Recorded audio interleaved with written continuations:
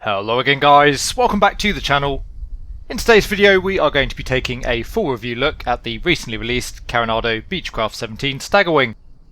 The aircraft is a last minute stand-in for the unfortunately delayed Antonov AN2 from AT Simulations. That aircraft was due to fall under the umbrella of Microsoft Flight Simulator's famous Flyer series. It's a real shame that the aircraft has been delayed. AT Simulations have done some brilliant work in the sim with the P149D. And I know that a number of you were really looking forward to seeing the aircraft in the sim. Anyway, for the time being we get the Carenado Staggerwing, and whilst it might not be quite as interesting as the AN2, I'd say it's not far off. In many respects, the Beech 17 actually reminds me a little bit of a mini AN2. It's a radial engined retractable gear biplane. It's actually a fairly sizable aircraft as well for a GA airframe. With it being a Carenado aircraft, usually we're expecting pretty high levels of quality in terms of modelling and texturing. Usually the sound sets on their aircraft are pretty nice as well. Aircraft systems and flight modelling can tend to be a little bit more hit and miss though, and I'm pretty intrigued with this one whether or not it's going to have been rushed out to fill in for the AN2. Anyway, as I say, in today's video we're going to be carrying out a full review of the aircraft. As you may have guessed from the introduction, we're currently on the ground at Catalina Island airfield. As usual, we'll get the aircraft started up from cold and dark. We're basically going to be flying a lap around the island, heading out towards the town of Avalon. We'll make our way back towards the airfield, we'll carry out just a couple of stalls, we'll land, we'll come back and shut the aircraft down, and then at the end of the video we'll take a little bit more of an in-depth look at some of the modelling and texturing internally and externally. Finally, as usual, we'll wrap up the review with my overall thoughts and opinions on the product. As always guys, I do hope you enjoy the video and find it to be of use. If you do, please consider giving it a like and subscribing to the channel. Let's head for the cockpit and we'll be on our way. So good morning and welcome to the very beautiful cockpit of the Carenado Beechcraft 17 Staggerwing. It's an absolutely lovely day here on the ground on Catalina Island, so it should be perfect for our flight. Running through our before start checks, the mags are off, landing gear is down, flaps are up, parking brake is set, flight controls. You can see we've got some pretty sizable ailerons there on the upper wing, no ailerons down on the lower wing.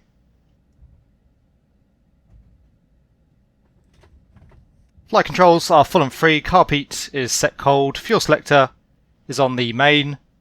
For the start checks, mixture can go to fully rich. Throttle will open 1/4 inch. Prop lever can go to max RPM. We'll prime the engine 3 times for the start. Really good sounds in the cockpit so far. Master switch can go on. Beacon can come on, as can the nav lights. We'll get the generator on as well. We'll open up the cockpit windows for the start, just so we can hear those wonderful engine sounds. And checking that the prop area is clear. Pretty tricky to see over the nose of the aircraft, so we'll definitely give everyone a shout. Clear prop! Mags can go to both. And we can engage the starter. So we do have a good start, and lovely sounds from that Pratt & Whitney engine as it roars into life. Carenado generally do a pretty good job with the sounds of their aircraft. So just coming up on the throttle to idle at 1000 RPM. All pressure is checked, that's come up into the green. Avionics master can go on. Radios are on, although we're not going to be using those for the flight today. So we are now ready for the taxi. We'll make our way out to our 2 o'clock to join onto the main taxiway. And just checking the area is clear, which it is. Park brake can come off. We'll come full back on the stick just to keep the tail down. And even at 1000 RPM there, the aircraft straight off the bat wanting to move. So we'll join left here onto the taxiway. That'll take us out towards the main taxiway, and then we'll take a right down to the holding point for runway 22. The aircraft taxis very much as you'd expect from a Carenado aircraft, or indeed a default aircraft. It's very easy to taxi. I can just steer it using the rudder pedals. We're all clear on the left.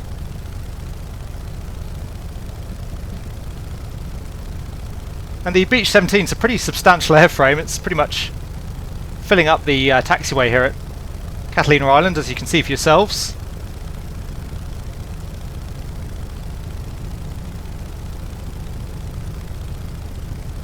So with that in mind, I think what we'll do, we'll get ourselves onto the runway before we carry out our before takeoff checks. We're not going to have room otherwise to swing ourselves into wind here on the taxiway itself. We'll just come off the power slightly. Again, the aircraft picks up quite a bit of speed even at fairly low power settings, although it looks like we're on a little bit of a downslope currently.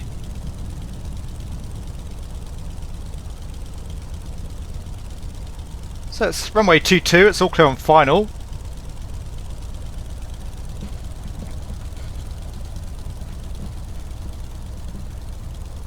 All clear upwind as well. Looking at that windsock, the wind ever so slightly favouring runway 22. It's going to be a little bit of a crosswind out from the right, but it's really nothing more than a gentle breeze here this morning. So nicely in position, gently onto the brakes. Park brake can go on. Again, we'll just come up to 1000 RPM on the throttle. And temperatures and pressures look good, so we'll come up to 1800 RPM for the run-up.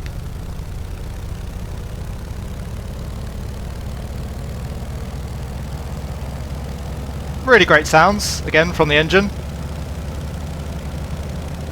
I don't know how true to life they are, but they certainly sound the part.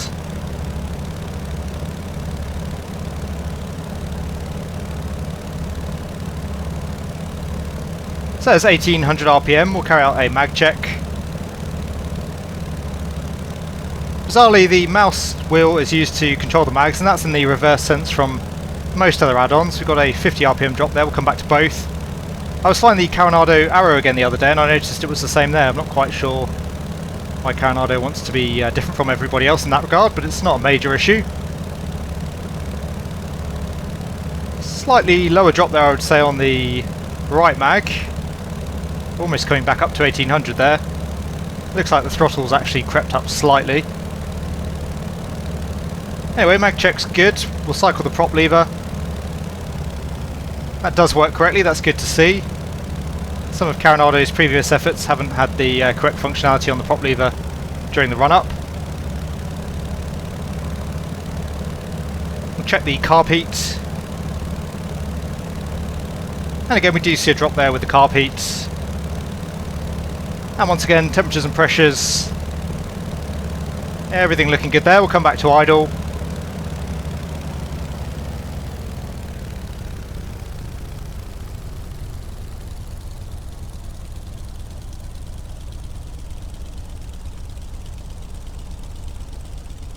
And we're idling just above 600 RPM, which is very reasonable. And we'll once again come back up to 1000.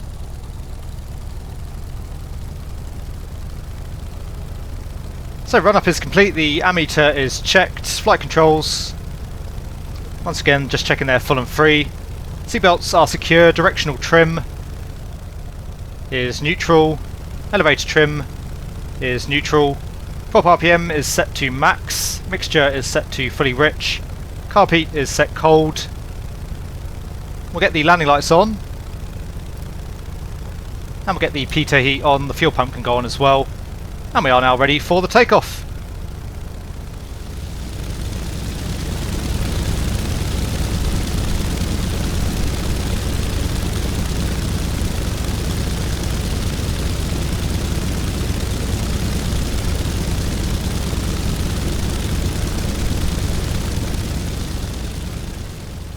Okay, so we are all set and ready to go. Interestingly, the aircraft actually has a tailwheel lock fitted. There's no mention of that in the checklists. I've just pulled that now, so the tailwheel should be locked. And the same goes with the flaps, no mention of any flap setting for the takeoff, so we'll leave the flaps as is for the time being. Overall though, the checklists do seem to be a little bit on the vague side. There's quite a few items missing there. Perhaps not entirely unsurprising for a Carenado aircraft. And in a similar vein, we're going to get that characteristic Microsoft Flight Simulator rapid swing out to the right during the takeoff. I thought I'd just mention that now before we go. Anyway, feet off the brakes, we'll come back slightly on the stick just to keep the tail wheel down. Feeding in the power.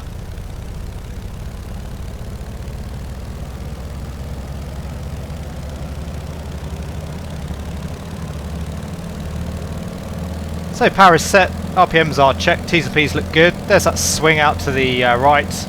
It's reasonably easy to control, but again, it just doesn't quite feel right.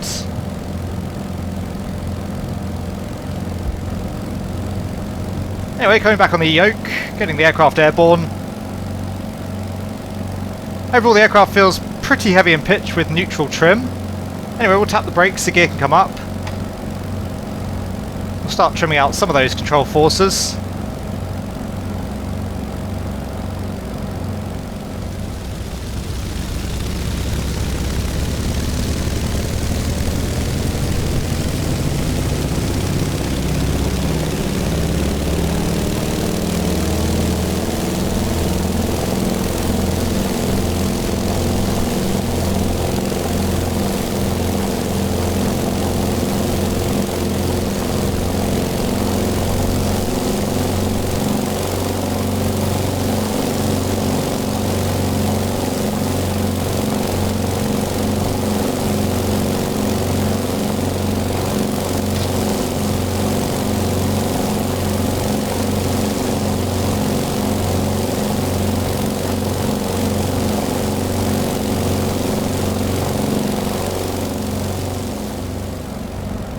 And we'll just wait until we're through 500 feet and then we'll make a turn.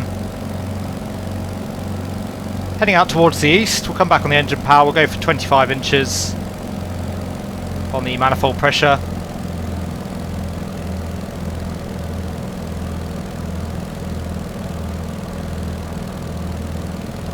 And we're looking for a heading of 118. The aircraft pleasant to fly so far. It's very much again as you would expect from a Carenado aircraft. Very smooth on the controls. And actually it feels about right in terms of weight. Again, the Beechcraft 17, not a particularly small aircraft. And it doesn't feel like one either. It feels like it's got a bit of weight to it.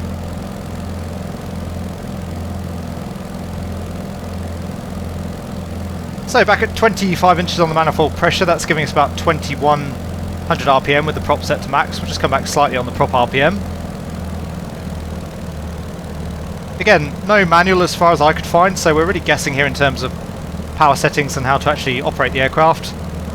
Anyway, nicely established in the cruise, the landing lights can come off. We'll get the fuel pump off as well.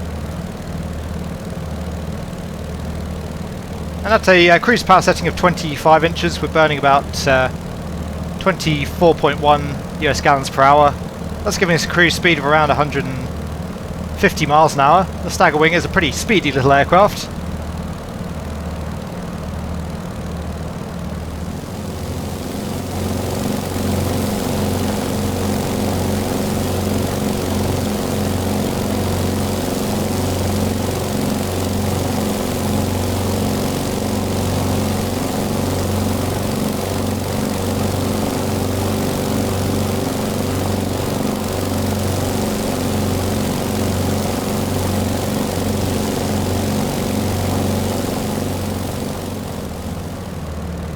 As I said, we're looking for a heading of 118, but we can pretty much just track east down the island. You can already see Avalon coming off on the left down in the bay.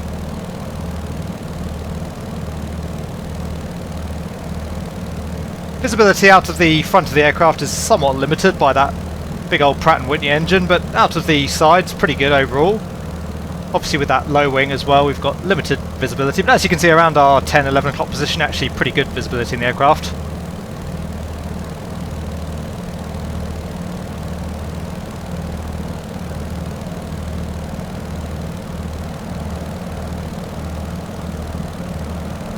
terms of the temperatures and pressures, everything within limits there. That's great to see. Carenado do sometimes get that a little bit wrong.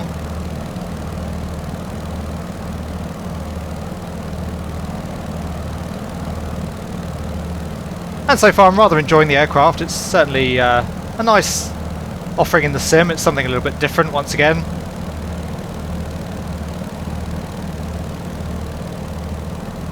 So here's Avalon just off the left wing. We'll do a lap around the town.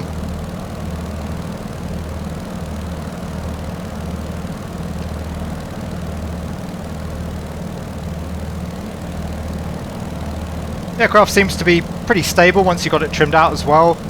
Just taking my hands off the controls. And it seems to be fairly neutral in terms of its stability. We're not really rolling back to wings level here. In fact, it's more or less holding the angular bank perfectly for us. That was the same with the Aerosoft Twin Otter as well. It was almost like it's a fly-by-wire aircraft. We'll try a slightly increased angular bank in a moment to see what the aircraft does there.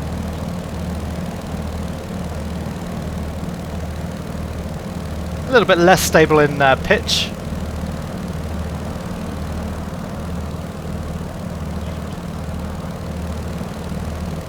So we'll go 30 degrees angular bank. I'll just get it trimmed out for level flight again.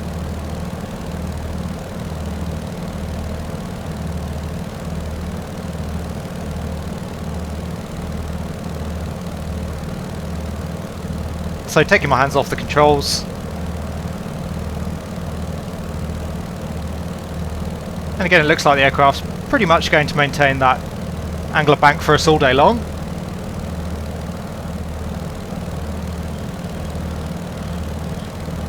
I'm not entirely sure if that's accurate or not to the real-world Beech 17, but I suppose it does make for a good handling characteristic if you want to use the aircraft for sightseeing. It's pretty hands-off if you want to just orbit some scenery and check it out.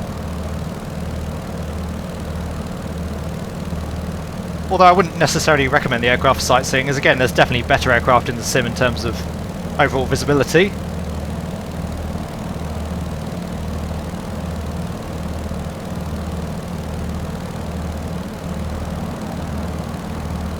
Looks like we've got the same little fuel gauge there that came with the Warthog. It gives you basic fuel flow, fuel used, fuel on board. Looks like we've got 55 US gallons at the moment. We're burning through about 25, so we've got about 2 hours of fuel on board. And that was with 50% of our max fuel capacity, so overall looks like the Staggerwing has an endurance of around 4 hours, cruising at 25 inches manifold pressure. And that's with fully rich mixture of course as well, but we're only at 3,000 feet, so we're not going to bother leaning out the mixture. Anyway, we'll head back towards Catalina. We'll wait until we're over the field and then we'll carry out a couple more manoeuvres as we usually like to do. We're not going to go for a loop or anything like that, but we'll try a stall, see whether or not the aircraft likes to spin.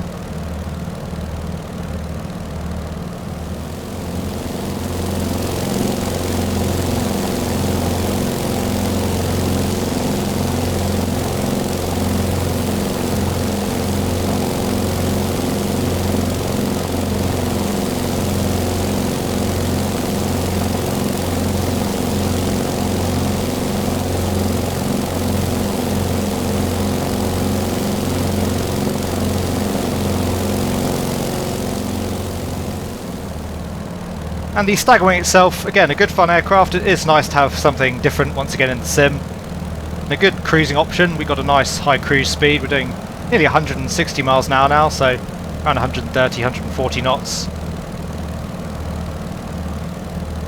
That means you can get anywhere from A to B pretty quickly in the aircraft. Again, it has a pretty reasonable endurance. Definitely a good offering if you want to explore longer distances at a reasonable speed, but in a more vintage fashion. So we've got Catalina Airfield once again off at our 11 o'clock. We'll head out towards the west over the water and over the coastline, just to get ourselves out towards some lower ground, then we'll carry out our stall.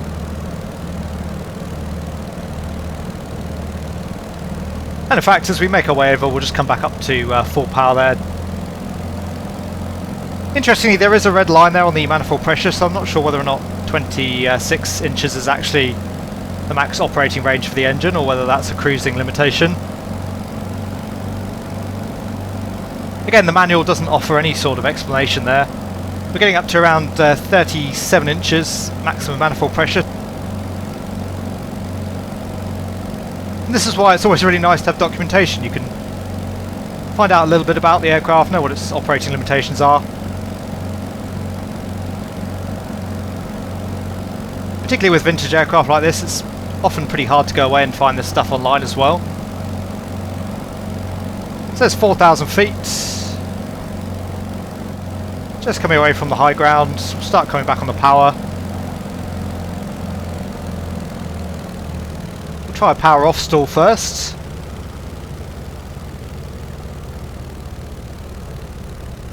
Coming up through 90 miles an hour, almost fully back on the stick. There's the stall warning. Let's fall back on the stick at 60 miles an hour. A little bit of buffeting, the wing dropping out to the left, and entering into that spin. Actually needing some rudder there to counter the spin. The spin wasn't going to self-correct otherwise. So decent behaviour overall from the aircraft there. And we'll try a power on stall now. Again, we'll come up to full power.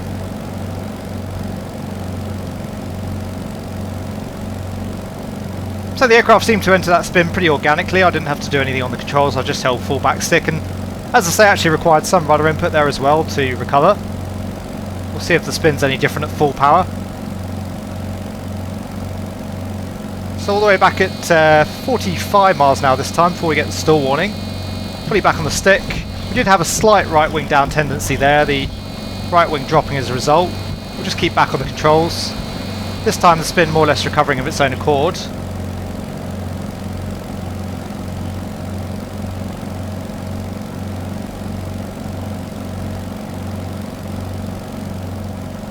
Pretty high nose up attitude here for the time being. The sun's right in our faces there as well.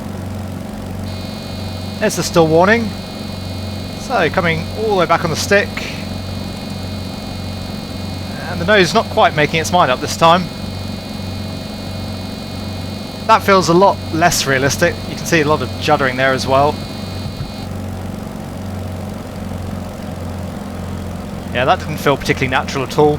So the power off stall pretty nice, the power on stall a bit less impressive, I would say.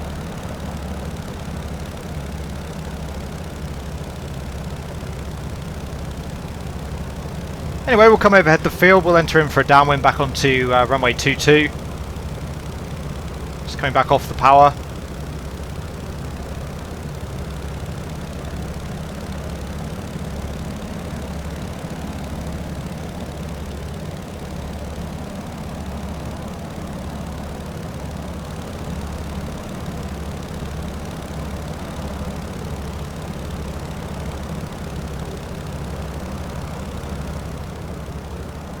Just track outbound slightly longer before we turn onto our downwinds. I'll just come back up to around 22 inches again for the time being. Turn now onto downwinds.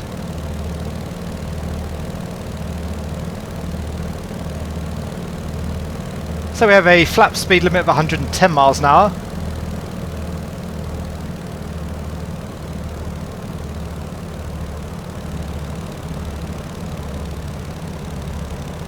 Take the gear down.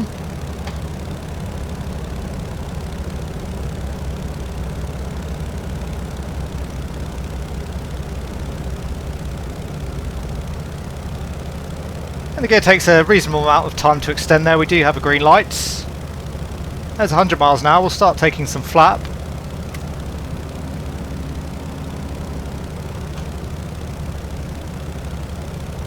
Interestingly, the flap selection there didn't seem to be animated. Try that again. I wonder if that's not as a result of using hardware as opposed to the cockpit control itself.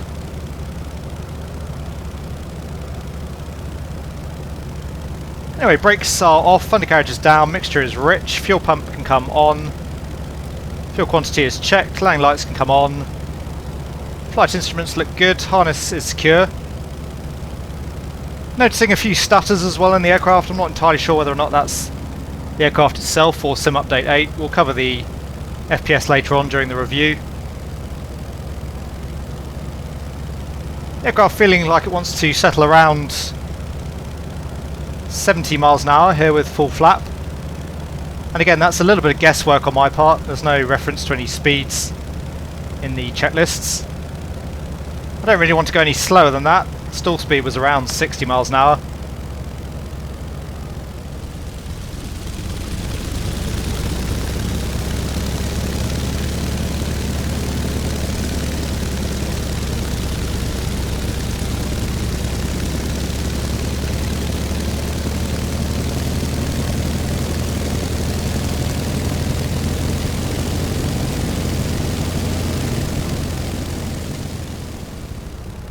So the aircraft's still very easy to fly here at approach speeds. It doesn't feel particularly draggy.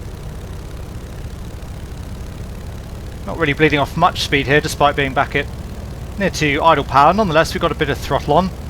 It's a little bit tricky to see that airspeed indicator as well with that strut right in our faces.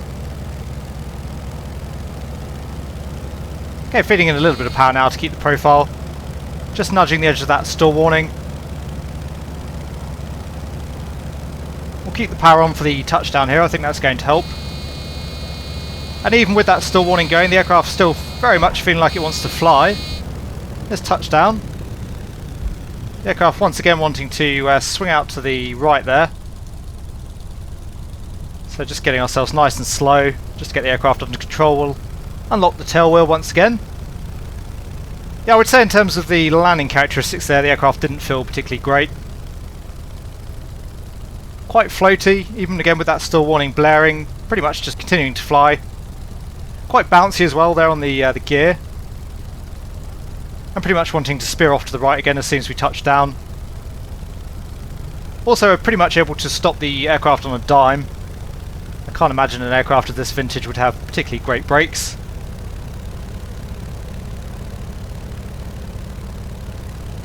Anyway, we'll make our way back in towards the apron. Definitely one of the trickier tail wheels to see where you're going in terms of forward visibility.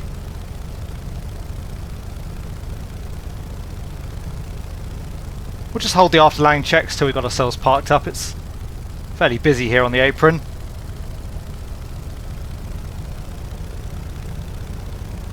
We'll come around the back of the twin here and we'll park up next to him. Got a VL3 there as well off on our left.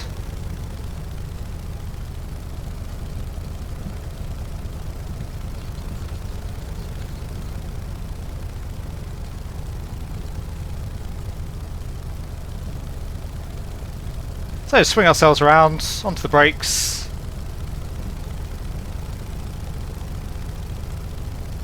Park brake can go on. Throttle looks good. We'll get the flaps up. Just going to try that switch manually, see if it's animated. Yeah, so it is animated if you click on it, but if you use hardware it doesn't seem to animate currently. Landing lights can go off, pitot heat and fuel pump can come off. I'm running through the shutdown checks. Power lever can go to idle. We'll get the avionics master off. And mixture can come back to idle cutoff.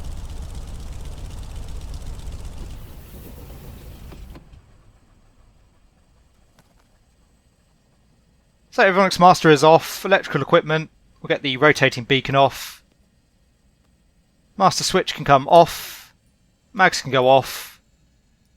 Generator is off, and the parking brake is set, and that's the shutdown checklist complete. So hopefully the review will already have given you a good feel for the aircraft in terms of its modelling and texturing quality. As usual, with it being a Carenado aircraft, the modelling and texturing quality right up there with the very best. I think we've already seen a fair few shots of the aircraft on a macro scale, so just taking a look at some of the finer details. Throughout the aircraft, the modelling quality is again very nice. Everything has been done with a very high level of attention to detail. We've got all of the finishing touches that we'd expect from Carenado, including accurate panelling, 3D rivets. Pretty much everything has been modelled in 3D and the texturing looks great as well. I will say, I don't know whether or not it's my imagination, the texturing perhaps just slightly lower quality than we've seen on some of the other Carenado products to date. but even then it's still considerably better than many other offerings from the competition. It doesn't really matter where you look on the aircraft, everything has been modelled very nicely. The modelling up inside the wheel bay there I think is one of my favourite areas. It's been done to a very exacting standard. I really like the detailing on the landing gear itself as well, and the retraction and extension animation done very well. Overall, the Staggerwing is another beautiful aircraft from Carenado externally. We've already seen quite a bit internally as well, but again we'll take a look at some of the finer details. So far as I can tell, the Staggerwing only has the rear left entrance to get into the cockpit, so it looks like it would require a little bit of gymnastics to get oneself in the pilot's seat. Anyway, we'll head for the cockpit, and once again we'll just briefly look at some of the details a little bit more closely. The cockpit I think we've already seen plenty of throughout our flight, however again Carenado have done a lovely job with the aircraft. As usual, it's pretty immaculately modelled and textured, it has that beautiful vintage feel to it as well. Unfortunately, it seems as though, as with most of Carenado's cheaper products, we don't get an onboard tablet, and as such we don't get the ability to select the pilots, we can't add any chocks or external ground equipment. And again, with the seeming lack of documentation, it's a little bit tricky to get to grips with the aircraft systems. Overall, the Staggerwing is a fairly simple aircraft, but the fuel system seems to be a little bit more complex. There are quite a number of fuel tanks on board the aircraft, and again, it's a little bit difficult to know exactly the best way to operate that without the inclusion of a manual. Graphically though, everything is as it should be. The panel is done very nicely, the gauges are all, again, immaculately modelled, very smooth in their operation, very crisp and clear even when viewed close up. Unlike previous Carenado aircraft that we looked at, it seems as well as though they've got a handle over the gauges all reading correctly. Unless I've missed something there during the flight, there didn't seem to be anything well outside of its limits. And that's great to see. In the past there has been a little bit of an issue with some gauges in terms of quality control, with the gauge reading right off the scale. As with the externals of the aircraft, it doesn't really matter where you look internally, the detailing and the texturing, again, very nice. And the same is true in the passenger seats. Once again, the modelling and particularly the texturing there, really exquisite from Carenado. You can see every individual stitch there in the leather, and once again we have our single working door down the back. Anyway, once again, absolutely no qualms with the Beech 17 when it comes to its looks. Let's finish up the review with my overall breakdown on the product, and we'll discuss the aircraft systems and flight modelling in a little bit more depth there as well. So there you go guys, I hope you enjoyed our outing in the Carenado Beechcraft 17 Staggerwing. Overall, the Staggerwing offers very much what you'd expect from a Carenado product in most areas. Textures and modelling are really rather top notch, the aircraft looks very photorealistic under certain lighting conditions. The sounds I thought were excellent. Generally Carenado's sound packs are pretty good for their aircraft, and the cockpit sounds were pretty comprehensive overall. Flight modelling and aircraft systems I would say fairly mediocre overall, pretty much what we'd be expecting. Anyway, as usual we'll try and break things down more specifically into my positives and negatives. We'll start with the negatives and work our way through to the positives. Probably my biggest negative with the aircraft overall would be flight modelling issues. As I said, to actually fly the aircraft is pretty pleasant, it's very smooth, it is very stable in roll as we saw. The aircraft feels about right for a sizable GA aircraft, and again it's obviously not a study level flight model, but it's pretty much up to typical Carenado standards. However, I was a little bit disappointed with how the aircraft felt during the takeoff. We saw that characteristic Microsoft Flight Simulator swing off to the right. Of course, you would expect with a big beefy radial engine, particularly in a tailwheel aircraft, it's going to be fairly difficult to control on the takeoff. So it's not the swing tendency itself that I take issue with, it's really that instantaneous swing that we only really tend to see in Microsoft Flight Simulator. Most add-on developers seem to have dialed that out now, and in fairness to Carenado, they have dialed that out as well with their own Warco, so hopefully they'll be able to do the same with the Staggerwing at a later date. Similarly, the landing behaviour felt pretty off to me. The aircraft wanted to swing out to the right again on touchdown, even with the power back at idle. It really felt like the aircraft just wanted to continue to fly, even at the onset of the stall warning. The aircraft is quite bouncy as well, it was quite hard to get a landing out of the aircraft that didn't bounce. But anyway, in short, not a big fan of how the aircraft felt during the takeoff or the landing. Another big issue for me, once again, I did have a pretty good look and I couldn't find any documentation personally. Carenado haven't tended to include documentation with their cheaper range of aircraft, so I suspect I'm not missing anything there. It's really disappointing to see that we keep getting these aircraft in the sim with no documentation. The checklists as well were pretty brief. I think they glossed over quite a few procedures, and as such it's quite hard to know exactly how to operate the aircraft. As I mentioned during the flight, particularly with these more vintage aircraft, it can be quite difficult trying to find documentation online. So that of course leaves the user guessing in terms of how to operate the aircraft. As we discussed a moment ago, obviously the Staggerwing, not the most complex aircraft in the world, it's fairly typical for a GA airframe. But for example, it would have been nice to know power settings, it certainly would have been nice to understand the fuel system, and it would just be nice to know more about the product. Again, as far as I can tell, there's no onboard tablet, but again, without a manual, I can't be 100% sure. My last more minor gripe, and I'm probably on my own on this one, but the aircraft uses the default Asobo pilot models. That makes sense, as obviously, in essence, the aircraft's been handed over to Asobo to release in the sim. The promotional materials of the aircraft, though, show the aircraft using the Carenado pilot models. Again, I know I'm in the minority on this one, but I actually prefer the Carenado pilot models. I think they look a little bit more realistic. Anyway, that just about wraps up my negatives. There are some fairly substantial ones there, again, the flight model probably being most significant. But just to reiterate, once you have the aircraft airborne, again, it is quite pleasant to fly, and overall it's good fun to cruise around in. It's nice to have something a bit more vintage, something different, something that can go quite quickly from A to B. Anyway, moving on to my positives, we've obviously covered the textures and the modelling, again, really top notch, the same I would say for the sounds. It seems I'm almost always in disagreement with you guys on the sounds, but hopefully you'll agree with me on this one. The systems of the aircraft are very much where I would expect them to be for a Carenado aircraft. There's certainly not much depth behind them, but they do the job overall, and I didn't find any major discrepancies there. And it does seem as though the aircraft has all of its fuel tanks modelled, so again, although it's a little bit tricky to know exactly how best to operate that system, it does seem to have been accurately modelled as far as I can tell.